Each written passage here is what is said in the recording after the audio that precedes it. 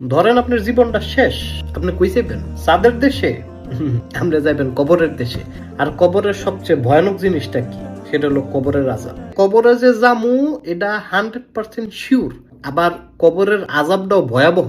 এখন একটা জিনিস চিন্তা করে দেখেন, আপনি কবরে গেলেন, এরপর একটা জিনিস আসলো যেটা আপনার কবরে কোনো আযাব আসতে দিল না।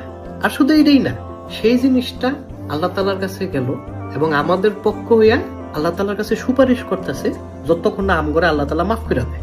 কবরেও আযাব আইতে দিল না, আর আল্লাহ আপনার মাফ করে দিছে। এই জিনিসটা হলো সূরা মুলক।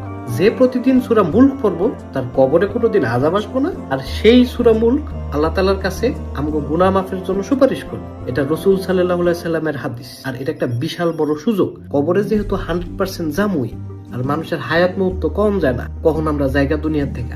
আর কবরের আযাব তো সহ্য করার মতো না। চলেন আমরা একসাথে সূরা মুলক পড়ার অভ্যাস করি।